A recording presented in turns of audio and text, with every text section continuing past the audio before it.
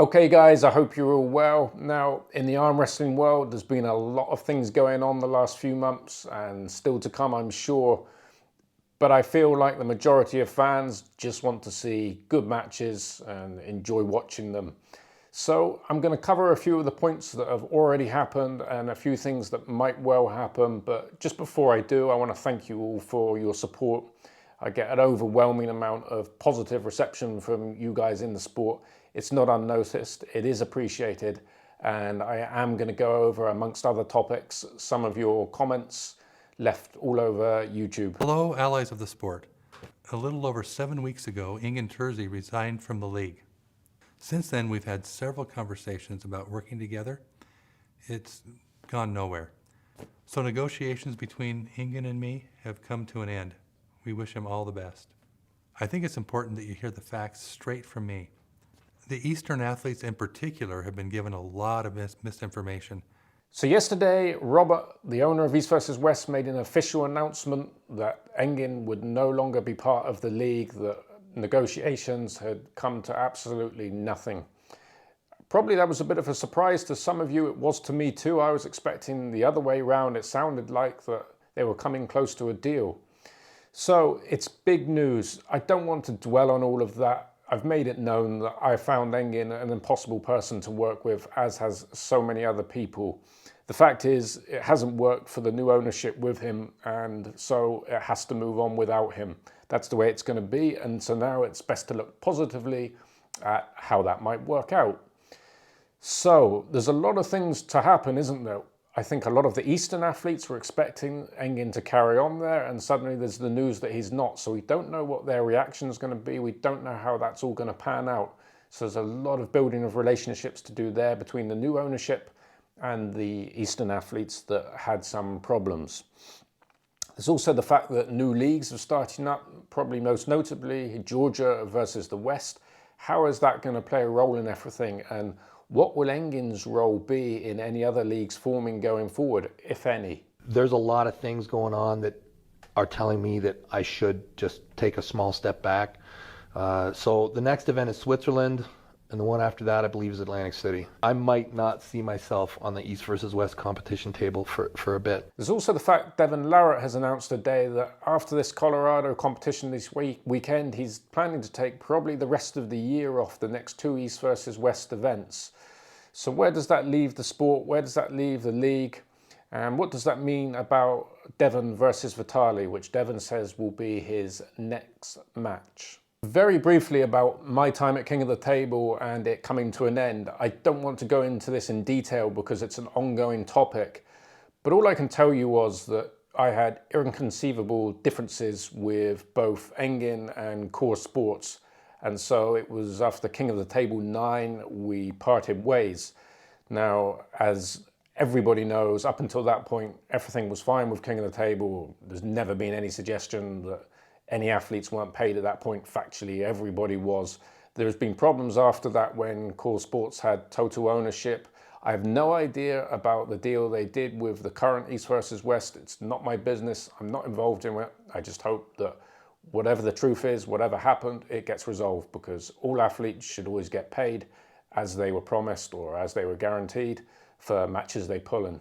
Some of you remember that the last King of the Table I was at, King of the Table 9, I took guests as I often did, and that time it was, as you would know him, Anatoly. He's got a huge social media following, another strength athlete, had a lot of ideas, a lot of contacts, a lot of plans, but it was impossible for me to implement the changes that I wanted under the structure we had there. So I left the sport with, I can say, a lot of unhappiness about the way things have gone on, and it's still an ongoing issue. However, my overriding feeling was that I had a very good relationship with many, many athletes from both the West and the East, as well as commentators, influencers, and referees that to this day I have a good relationship with and continue communicating with. So very positive about that. And I've always had an overwhelming percentage of fans being very positive towards me. I appreciate it, guys. I really do. It means a lot. And it's the only reason why I've come back to the sport a bit now, to try and help it get back on track, and perhaps work again in the sport going forward in some capacity. Now, through all of this kind of commotion in the sport, I've done just 2 lives, one very recently and one probably much more detailed a few weeks ago, which drew a pretty big reaction. Now, within that live, my suggestion was that they should just simply replace Engin with a different middleman. I felt there's other people in the sport that are very good matchmakers, but they do need someone to communicate between the Eastern guys and the new ownership. This was just my idea that I would have gone with if I had been the new owners of East versus West. It wasn't factually something they were planning to do. It was nothing anyone else has suggested to me. It's just what I thought would be the right way. But I think a lot of people picked up on that. Devon Larratt then did a live and discussed about me in that kind of role, and it blew up into something big. With Matt before, he's awesome guy. So yeah, I think that's a great idea. Great. We should seek out great partnerships. It was just a suggestion I had nobody in mind. I just know from my experience with working with the athletes, with an ownership in arm wrestling, that I felt would be the way to do it. Because in business, man management is everything. I know a lot of people feel like some athletes are behaving childishly. Perhaps they are, perhaps they're not, but it's just a fact of life. Everybody needs different types of man management.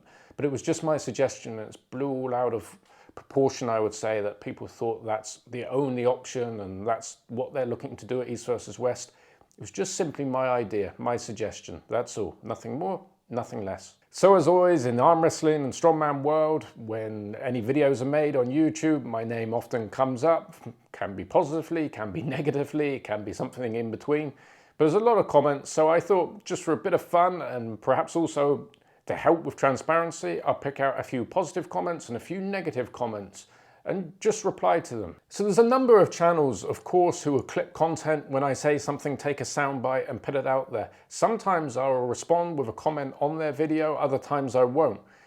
I've never once gone and put a copyright claim on their channel, which, by the way, people think I can't. Because I have a channel over 100,000 subscribers, you get kind of extra support from YouTube.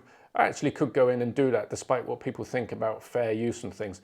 But I'm not interested in doing that. Even if I have a bit of an issue with someone taking my content, I'll just leave a comment to try and clear it up. But I don't want to bring down these guys that are creating content for the arm wrestling community. Because overall, I think it's a good thing. And my time at King of the Table, I was very much for letting everybody make as much content as possible. I believe that's the best way to promote the sport, fan engagement. There's many different guys, and most of them I've never met in real life. Some of them I've had a few conversations with. So if you take Jake, Aussie arm wrestler, of course he worked many times with me at King of the Table, so of course we know each other. So it's very easy for us to communicate, and he'll reach out to me before he ever puts something out, information with my name next to it online. There's other guys that have never spoken to me. Pradeep occasionally has sent me a message, and when he has, I think I've always replied to him. But he put out a video about Andrei Smaev, and it was so confused.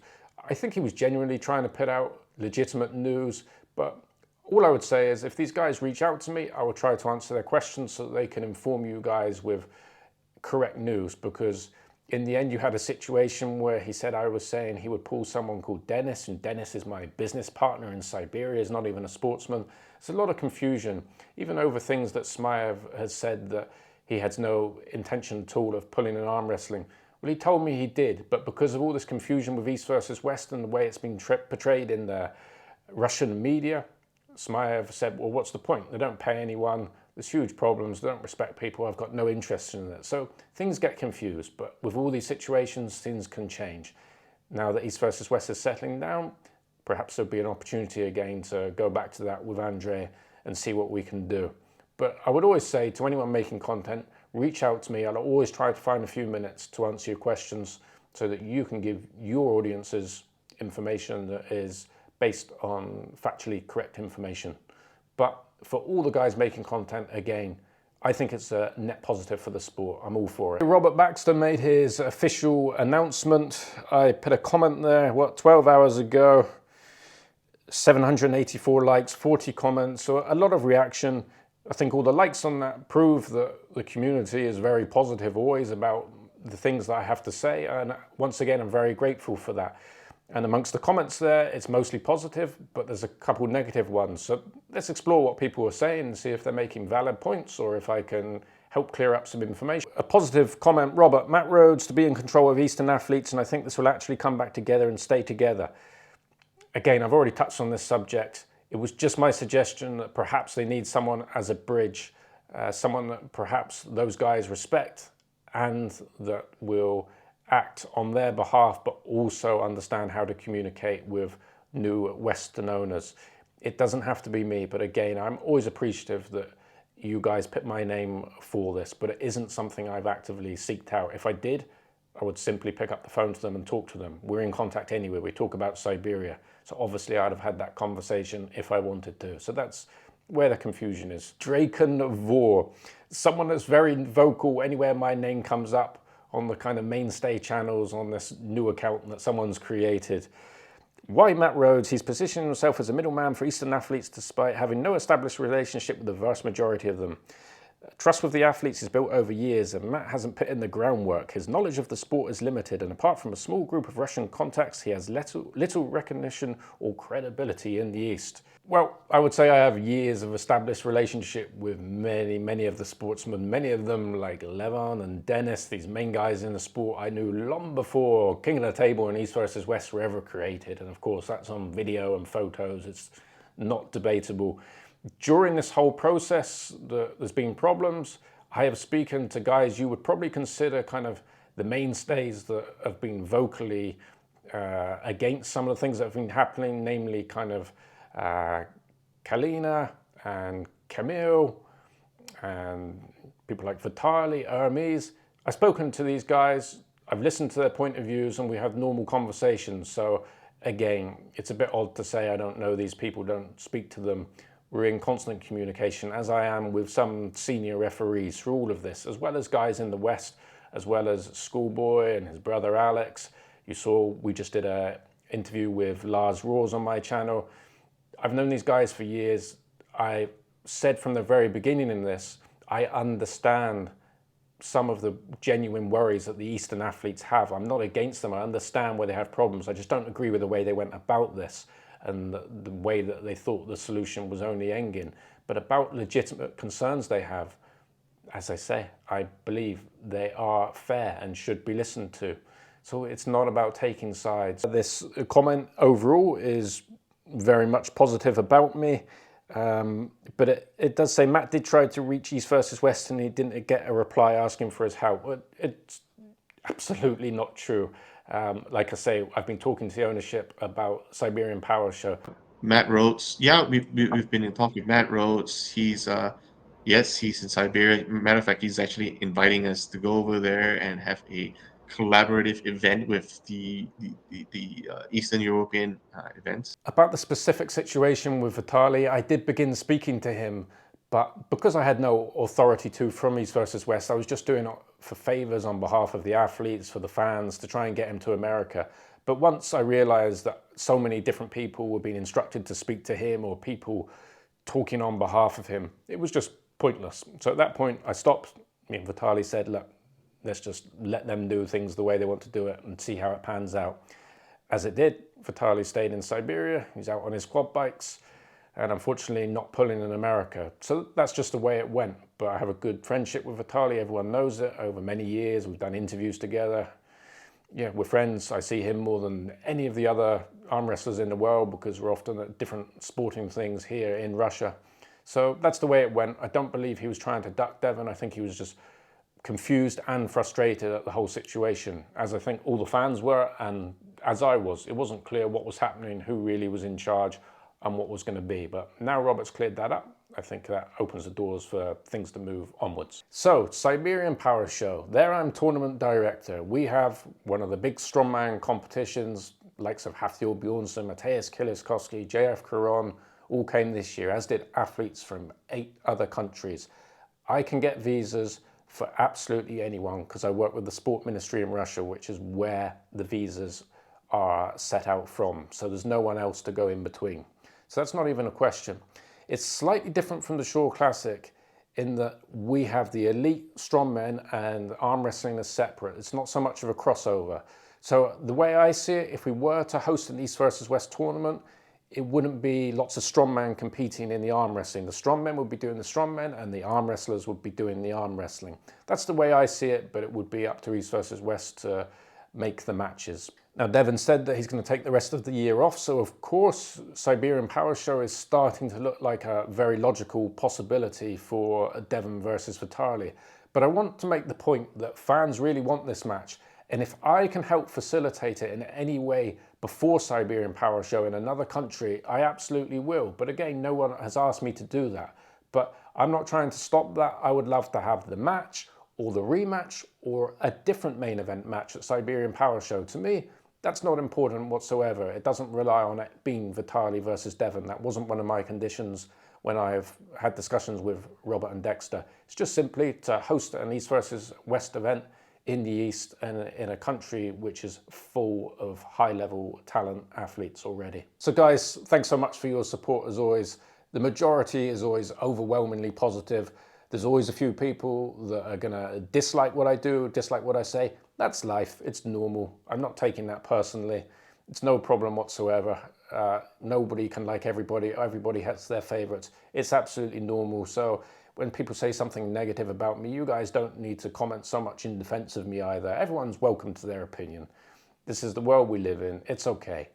And the main thing is, I think that everybody talking active in the comments one way or other are all arm wrestling fans, and that's what it's about. So if East versus West can get back on track, the best versus the best, that is the ideal situation. So let's hope it happens. Thanks for watching, and I will try to come back with more update videos like this in future more regularly. If you guys enjoy this type of format, you can let me know in the comments. So thanks for watching, guys, and have a good day.